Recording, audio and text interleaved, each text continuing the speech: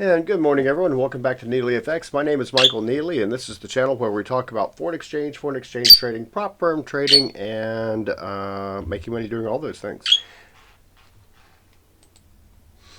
And if you hear a chirping sound like that, that is Henry, the Forex trading parakeet, who is also joining me today.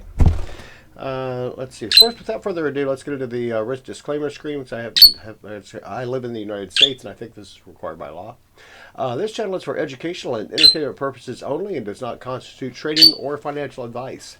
I'm a professional trader, not a broker, trading my own capital. I do not solicit funds, manage client accounts, nor do I hold CFTC or NFA registration at this time. Forex trading is highly speculative with a high risk of losing some or all of your investment capital. Only trade the funds you can comfortably afford to lose. Also, the CFTC risk disclosure goes like this. Forex trading carries a high degree of risk and may not be suitable for all investors. The high degree of leverage can work against you as well as for you. Before trading Forex, carefully consider your investment objectives, experience, and risk appetite. You could sustain a loss of some or all of your investment capital. And by Henry's tone, you can tell that losing all your capital is a bad thing, so we're going to do our best not to do that. So let's go down here and see what's going on in the November Audacity Capital's Traders Cup for November. The number one position is being held with the current balance of $171,000. The reason why I'm going to put that in there is because I'm currently at $118,000 with a net profit of that's not correct, I don't think. 160 or 65, 865. How did I do that? Not with a balance of 240. I don't. I mean, with a balance of 118, I don't.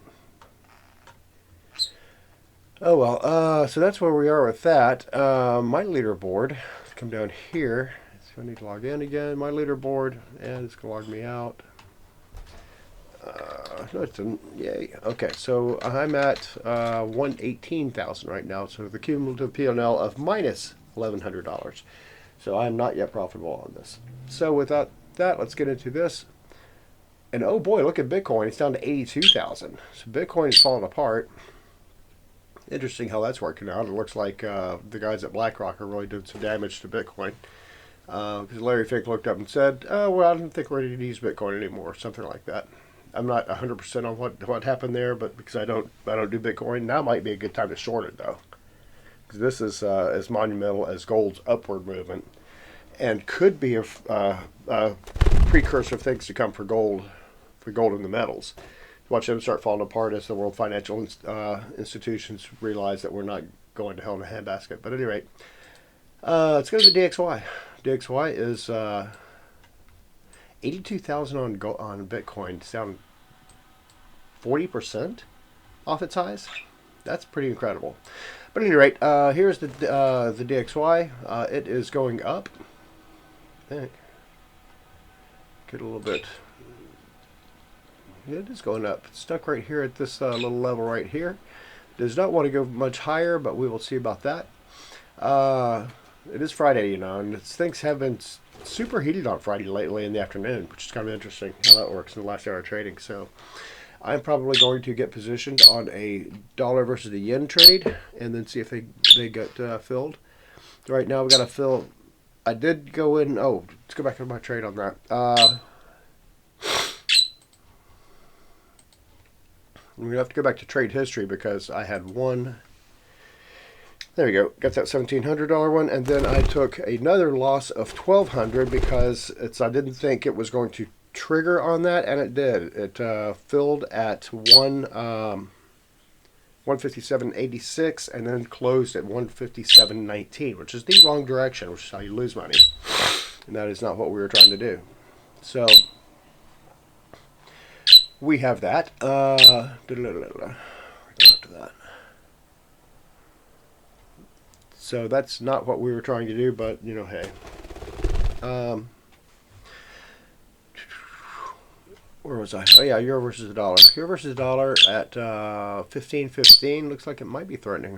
Threatening to see if it's going to break 15. 149 is the low close on that. 84, 114.84 approximately is the low close on that. So we'll see if it breaks below that. If it breaks below that, we could see a retrace out to down around here. He's trying to eat my ear right currently, and that does hurt. Dollar versus the yen. This is my favorite. Bearish engulfing candle is developing, so I'm not sure that I would get on top of that. That is typically a reversal signal, which means it could be a precursor to gold, or we could have a swap in what's going on with the. That's yesterday's. Yeah, refresh on this and see what's going on. No, look at that. The Japanese yen is the strongest of the currencies, which means that dollar's down here, which means that we will not be seeing a retrace this morning. That's a bearish engulfing candle will probably hold. 100% retrace off that move would be down to here, down to 154.84. I don't think that's going to happen. 50% retrace is likely right at 156. So I could probably do a buy stop at 156. Might be a thing to do, or thereabouts, 156.14, which would be my original entry price, I think. No, my original entry price is 150. It's down here. So that's something to think about. Pound versus the yen. Pardon me, pound versus the dollar. Pound versus the dollar, it is struggling bad. We'll see what happens with that. See if that comes down a little bit further. On dollar strength, we're not seeing a whole lot of dollar strength this morning so far. Dollar versus pound versus the yen. That's a bearish engulfing candle there too. That's a big time bearish engulfing candle, so it might be fun to get underneath that too. So at any rate, Japanese currencies, the yen is doing well this morning. A little bit of a shock, a little bit surprised by that. Dollar versus the Canadian. It is trucking right along and is hitting that key resistance level again. That it just can't seem to get past this 141.10. Right now it's at 140.98. It's trying to break 140. That might be a good place to put a buy stop right there, about 114.12 on the breakout. Actually, I'd go higher than that. 141.18 might be a good place to come into that. Still within those wicks, though. I'm not sure that I would want to do that. Canadian versus the yen. Again, not a whole lot going on there. It is coming down, not quite as bearish engulfing as the pound yen and the dollar yen. And here we have the Aussie. Aussie's tanking. How about that? Versus the dollar. To be expected on dollar strength. Maybe some news came out in China I'm not aware of. Let's see. Gold versus gold. Gold is continues to meander around 4,000, so 4,034. We could see it fall off like Bitcoin as more risk on. We're getting more into a risk on environment, but I'm not sure what's going on in Bitcoin. There's something major going on with Bitcoin before it to be off 40% off its highs. I'll research that a little briefly. I'm not going to spend a whole lot of time on it, because if it continues, I'd love to see it go down to about 60, because I could start shorting it. Because I've never been a big fan of Bitcoin, and that would be a good time to watch that that whole thing unravel. Silver. Silver's coming off a little bit. Silver's down to about 48.92. We'll see if it can hold 49. Testing 49 right now. Got a lot of silver I bought at 16, so I'm not worried about it. Let's see what kind of risk event. What have we got going on today?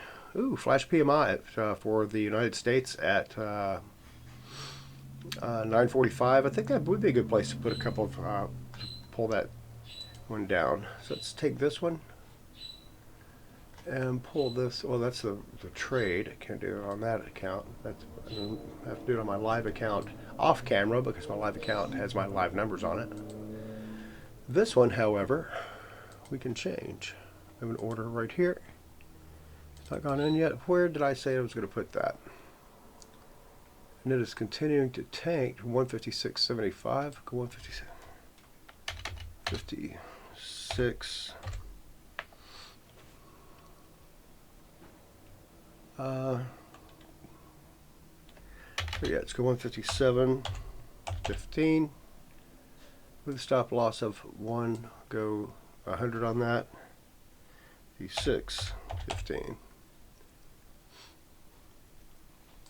because I do see a lot of, I don't see the PMI numbers coming out bearish, especially after the employment report that came out yesterday. It was stronger than expected, and we've got more people coming into the marketplace. I think what happened was a lot of people triggered a lot of uncertainty that the government's going to take care of everybody, and a lot of people went out and got jobs or and re-entered the workplace because workplace labor participation rate did go up.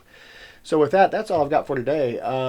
You guys have a great one. If you like this video, then hit the thumbs up button. If you want to see more of these videos and want to know when they're coming out, then by all means subscribe to the channel. And lastly, if you have any comments, I'd love to see them. Comment and I'll get to them as soon as I can. But you guys have a great one, and I'll talk to you later. Bye.